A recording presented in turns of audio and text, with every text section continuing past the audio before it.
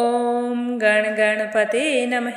आज अपने सुनेंगे वाल्मीकि रामायण अयोध्या कांड का आगे का सरक। भगवान श्री राम का आशीर्वाद पाने के लिए इस सरक को पूरे प्रेम भाव से एकाग्रचित्त होकर सुने। बोलो गणेश भगवान की जय हो। बोलो सियावर रामचंद्र भगवान की जय हो। हनुमान जी बाबा की जय हो। श्री राम दरबार की जय हो। श्री राम माता कैकेयी से पूछते हैं कि हे माँ, मुझसे क्या गलती हो गई जो आज पिताजी मुझसे इतने दुखी हैं। आज से पहले ऐसा कभी नहीं हुआ। इन्हें कौन सा दुख या चिंता सता रही है, आप ही मुझे बताइए। क्योंकि मनुष्य को हमेशा सुख ही सुख मिले, ऐसा सुयोग दुर्लभ होता है। मेरे भाई भरत, महाबली शत्रुघ्न अथवा मेरी माताओं का तो कोई अमंगल नहीं हुआ है। महाराज को असंतुष्ट करके या इनकी आज्ञा ना मानकर इन्हें कुपित कर देने पर मैं 2 घड़ी भी जीवित नहीं रहना चाहता हूँ। मनुष्य जिसके कारण इस जगत में अपना प्रादुर्भाव देखता है, उस पिता को मैं दुखी कैसे कर सकता हूँ। मैं तो जैसा ये चाहते हैं वैसा ही बर्ताव करना चाहता हूँ। अगर जाने अनजाने मुझसे कोई गलती हो गई है तो हे माँ, आप मुझे बताने की कोशिश करें। कहीं तुमने तो अभिमान या रोष के कारण मेरे पिताजी से कोई कठोर बात का जिक्र तो नहीं कर दिया जिससे इनका मन इतना दुखी हो गया है। आज मुझसे मेरे पिता की ये हालत देखी नहीं जा रही है। हे माँ, आप मुझे बताइए कि क्या बात है।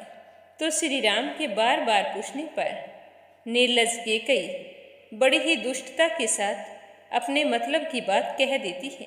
वो कहती है कि हे राम, महाराज कुपित नहीं है और ना ही इन्हें कोई कष्ट हुआ है। इनके मन में कोई बात है जो तुमसे कहनी है, पर तुम्हारे डर से ये तुम्हारे सामने बोल नहीं पा रहे हैं। तुम तो इनके सबसे प्रिय पुत्र हो। तुमसे कोई अप्रिय बात करने के लिए इनकी जुबान नहीं खुल रही है, किंतु इन्होंने जिस कार्य के लिए मेरे सामने प्रतिज्ञा की है उसका तुम्हें अवश्य पालन करना चाहिए। संग्राम के दौरान मैंने तुम्हारे पिताजी की जान बचाई थी, तो उस समय इनके लिए मुझसे अच्छा कोई नहीं था, तो इन्होंने मेरा सत्कार करते हुए मुझे मुंह मांगे वरदान दिए थे। और अब जब वो समय आ गया है कि मैं उन वरदान में कुछ मांगूं, तो ये गंवार मनुष्यों की भांति उस समय के लिए पश्चाताप कर रहे हैं जिस समय मुझे वरदान दिए थे। हे राम, अब तुम ही बताओ, जब बांध टूटकर पानी निकल जाता है तो उस पानी को रोकने के लिए बांध बांधने की निरर्थक चेष्टा क्यों कर रही हैं। राम, सत्य ही धर्म की जड़ है और यह सत्पुरुषों का निश्चय भी है। कहीं ऐसा ना हो कि ये महाराज तुम्हारे कारण मुझ पर कुपित होकर अपने उस सत्य को ही छोड़ बैठे। मैं चाहती हूँ कि इनके सत्य का पालन होना चाहिए और इनके सत्य का पालन करने के लिए तुम्हें वैसा ही करना चाहिए जो मैंने वरदान स्वरूप इनसे मांगा है। महाराज जिस बात को कहना चाहते हैं वह शुभ है या अशुभ है, अगर तुम सर्वथा उसका पालन करो तो वो सारी बात पुनः मैं तुमसे कह सकती हूँ। यदि राजा की कही हुई बात तुम्हारे कानों में पड़कर वहीं नष्ट ना हो जाए, यदि तुम उसकी प्रत्येक आज्ञा का पालन कर सको, तो मैं तुमसे सब कुछ खुलकर बता सकती हूँ। और तुम अपने पिताजी से उम्मीद मत करो, क्योंकि ये तुमसे कुछ नहीं कह सकेंगे। तो कैकेयी के मुख से इस तरह के वचन सुनकर श्री राम के मन में बड़ी ही व्यथा हुई। उन्होंने राजा के समीप ही देवी कैकेयी से कहा कि देवी, धिक्कार है, तुम्हारे मुख से इस तरह की बातें नहीं निकलनी चाहिए। तुमने कैसे सोच लिया कि महाराज मेरे डर से मेरे सामने बोल नहीं पा रहे हैं। मैं मेरे पिता का भक्त हूँ और इनके कहने पर इनसे कोई सवाल किए बिना आग में कूद सकता हूँ और जहर का भक्षण भी कर सकता हूँ, समुद्र में कूद सकता हूँ। महाराज मेरे गुरु हैं, पिता हैं और मेरे हितैषी हैं। उन्होंने मेरे लिए क्या नहीं किया। मैं उनकी आज्ञा पाकर क्या नहीं कर सकता, ऐसा कुछ भी नहीं है। इसीलिए हे देवी, राजा को जो अभिष्ट है वह बात मुझे बताओ। मैं प्रतिज्ञा करता हूँ कि मैं उसे पूर्ण करूँगा। मैं कभी भी दो तरह की बातें नहीं करता हूँ। श्री राम तो स्वभाव से सरल और सत्यवादी थे, तो उसकी बात सुनकर दुष्ट केकई ने दारुण वचन कहने शुरू किए कि राम, बहुत पहले की बात है, देवासुर संग्राम में तुम्हारे पिता दुश्मनों के बाणों से बिंध गए थे। उस समय मैंने इनकी रक्षा की थी। तब उन्होंने प्रसन्न होकर मुझे 2 वरदान दिए थे। हे राम, आज मैं उन्हीं वरों के बदले कुछ पाना चाहती हूँ।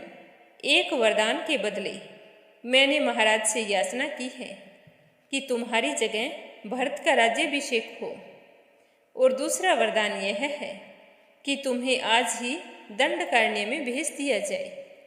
अब जो बात थी वो मैंने तुम्हें बता दी है। अतः हे राम, तुम अपने पिता को सत्य प्रतिज्ञा बनाना चाहते हो और अपने को भी सत्यवादी सिद्ध करने की इच्छा रखते हो, तो यह मेरी बात ध्यान से सुनो।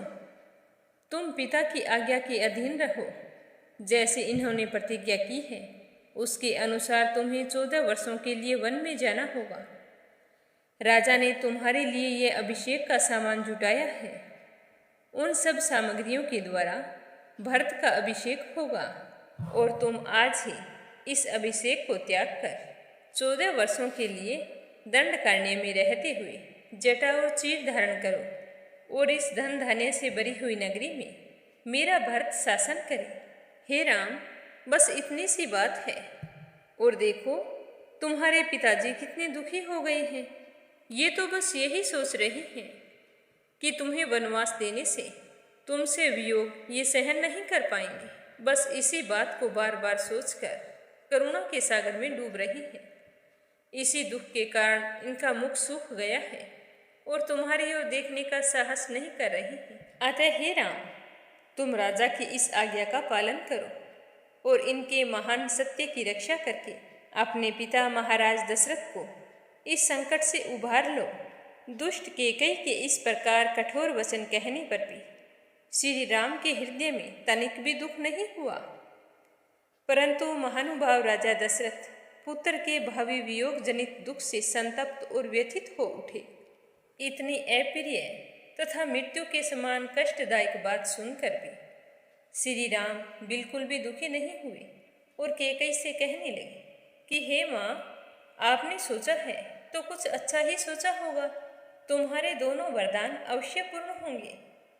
मैं मेरे पिता की प्रतिज्ञा का पालन करने के लिए जटा और चीर धारण करके वन में रहने के निमित्त अवश्य यहाँ से चला जाऊंगा। परंतु मैं यह जानना चाहता हूँ कि आज दुर्जय तथा दुश्मनों का दमन करने वाले महाराज मुझसे पहले की तरह प्रसन्नतापूर्वक क्यों नहीं बोल रहे हैं। हे पिताश्री, आप मुझ पर प्रसन्न होइए। मुझे ऐसा करने में कोई ऐतराज नहीं है। मैं निश्चय ही चीर और जटा धारण करके वन को चला जाऊंगा। पर हे पिताश्री, मैं आपको इस तरह दुखी और उदास नहीं देख सकता। आप प्रसन्न होइए और खुश होकर मुझे आशीर्वाद देकर विदा कीजिए। आगे क्या हुआ यह सुनेंगे कल के सरग में। बोलो सियावर रामचंद्र भगवान की जय हो।